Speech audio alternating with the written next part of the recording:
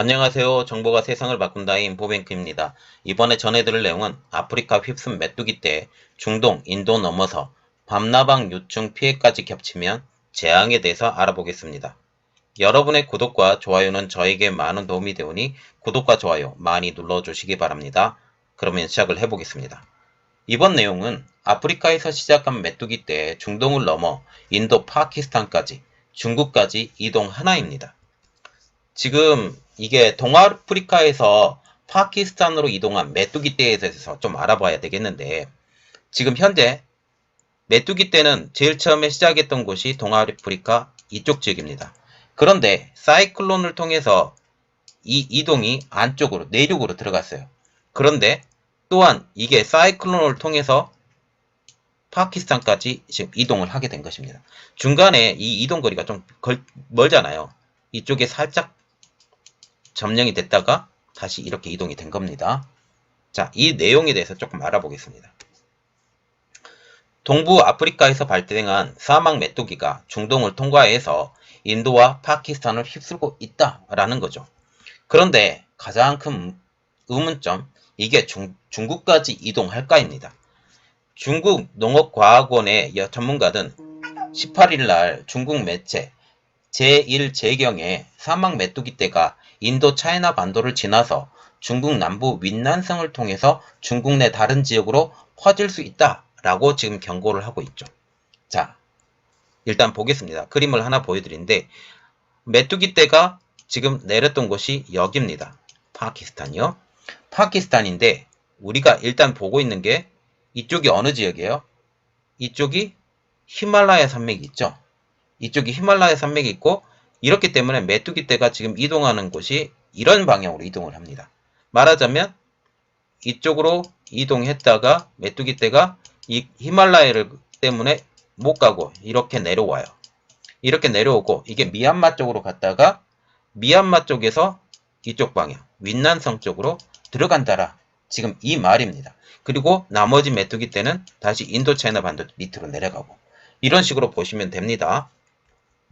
그래서 지금 전문가들이 생각하는 이동 경로를 보면 인도 차이나를 거쳐서 윈난성으로 들어간다.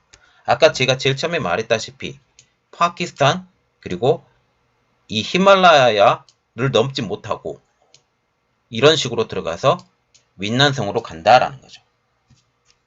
이 경로는 지난해 밤나방 유충이 중국으로 침입한 경로라고 합니다. 자, 밤나방 유충에 대해서 일단은 기억해 두시고요. 자, 넘어가겠습니다. 그래서 지금 또 다른 우려가 밤나방 유충인데요. 전문가들은 지난해 중국으로 들어왔던 밤나방 유충이 겨울을 지내고 올해 봄께에 본격적인 활동에 들어가면 폭발적으로 증가할 수 있다고 우려를 했습니다. 그러면 왜 이게 우려가 되느냐?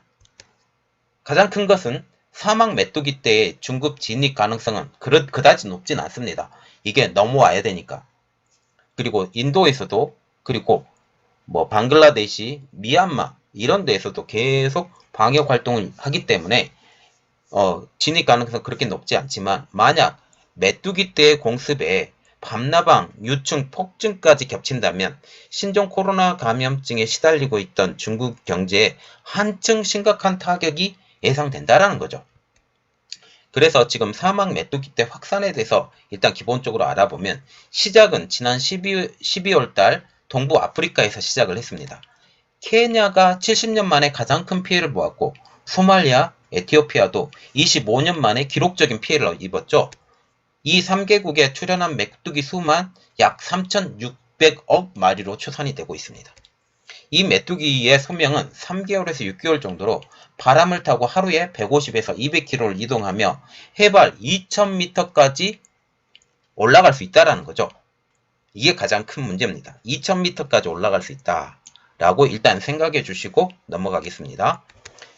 이래서 계절풍이 딱 불어서요, 2,000m까지 올라가게 되면 사막 메뚜기가 산맥을 넘어서 윈난성으로 들어올 가능성이 점쳐지고 있는 이유가 이것 때문입니다. 그러나 히말라야 산맥은 넘지 못하고 있어요. 왜? 2,000m가 대부분 넘기 때문에. 또한 사막 메뚜기는 암컷 한 마리당 연간 300마리의 알을 낳으며 면적 1제곱킬로미터에 퍼진 메뚜기는 하루에 사람 35,000명이 먹을 만한 식사량을 먹어치울 만큼 지금 위협적이라는 거죠. 그러면 현재 사막 메뚜기 떼의 피해 상황을 한번 보겠습니다.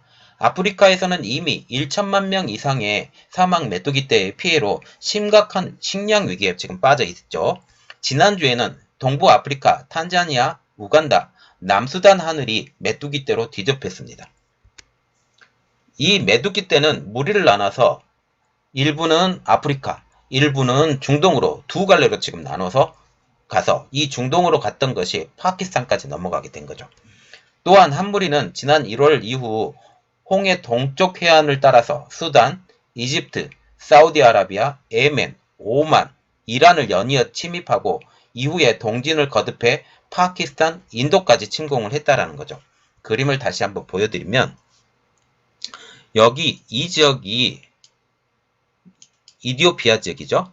이디오피아 지역이고 여기 이쪽이 남수단이에요. 이쪽이 남수단이고 이쪽이 올라가면 이집트가 되죠. 그리고 이쪽을 넘어가서 예멘, 사우디 그리고 이렇게 넘어와서 이제 파키스탄이 넘어왔고요. 파키스탄 넘어와서 인도까지 지금 침입이 된 상황입니다. 그러면 현재 인도의 피해 상황, 인도가 피해가 되어야 방글라데시, 미얀마, 그 다음에 윈난성까지 들어가기 때문에 인도의 피해 상황을 일단 보겠습니다. 식량 수출 대국이 인도예요. 이 인도에 메뚜기 떼 4천억 마리의 침입으로 농경지 555만 헥타르가 피해를 입었고 경제 손실만 100억 루피, 약 1660억 원에 이를 것으로 지금 예상이 됩니다.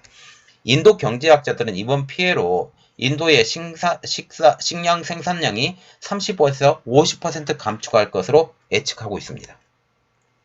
그러면 이게 중국으로 이동할 수 있을까라고 다시 한번 알아보게 되면 현재 중국 시장, 티베트 자치구와 파키스탄, 인도, 네팔 접경 지역에 사막 메뚜기가 확산이 되고 있습니다.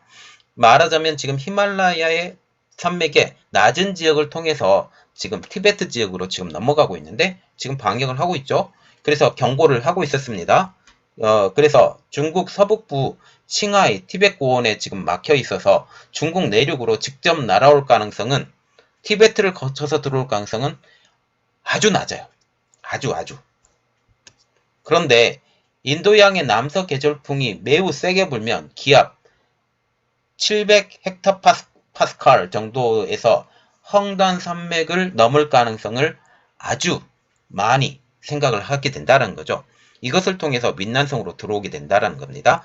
그래서 들어오게 된다면 윈난성으로 들어올 가능성이 비교적 크다라는 거죠. 가능성은 6월에서 7월에 중국으로 들어올 확률이 높아진다라는 것입니다. 메뚜기를 막지 않으면 피해가 이게 6월부터 시작될 것이라고 생각을 하게 되는데 그때가 되면 메뚜기의 수는 다시 500배가 늘어날 것으로 예상을 하고 있습니다.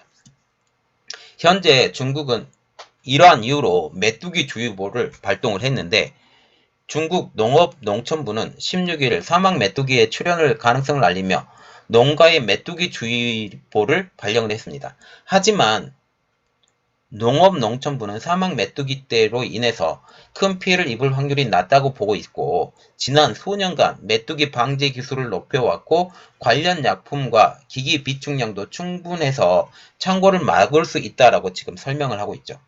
그리고 또한 중국은 19년 전에 엄청난 수의 메뚜기떼가 농경지를 덮쳐서 큰 피해를 입었지만 메뚜기의 천적인 닭을 대규모로 풀어서 이런 사태를 막아서 수습했다라는 그런 기억들도 있습니다. 중요한 것은 여기에 닭을 대규모로 풀었다라고 지금 얘기를 하고 있죠. 지금 중국에서 가장 또 하나의 문제가 되고 있는 게 뭐예요? 조류독감이에요. 조류독감. 이 조류독감으로 닭이 없으면 어떻게 되겠어요? 이게 막아질 수가 없는 현상입니다. 그래서 우리가 눈여겨봐야 될 게 지금 코로나 바이러스, 조류독감, 그리고 메뚜기떼 이 세 개를 다 한꺼번에 봐야 된다는 겁니다. 그래서 현재 중국 경제학자는 이렇게 경고를 하고 있는데 신종 코로나 19로 이미 피해를 입은 중국의 밤나무 유충 그리고 메뚜기 떼 피해까지 이게 3중으로 겹치게 된다면 재앙 수준이 될 것이다 라고 경고를 하고 있습니다. 자, 지금 현재 신종 코로나 바이러스 우한 폐렴이라고도 부르기도 하고 코비드19라고도 부르기도 하고 코로나19라고 지금 부르기도 하는데 이 영향력으로 중국이 지금 많이 무너져 가고 있죠. 그런데 여기에 엎친 데 덮친 격이라고 조류독감도 나왔고 또한 메뚜기 떼도 들어오고 이렇게 되면 생각보다 중국의 경제가 올해 어마어마하게 떨어질 수 있다라고 보게 됩니다. 자, 이 내용이 계속 업데이트가 되면 여러분들에게 다시 내용에 대해서 알려드리겠습니다. 이번 내용은 여기까지였고요. 저의 내용이 여러분들에게 많이 도움이 되셨다면 구독과 좋아요 그리고 알림 설정까지 좀 부탁드리겠습니다. 감사합니다.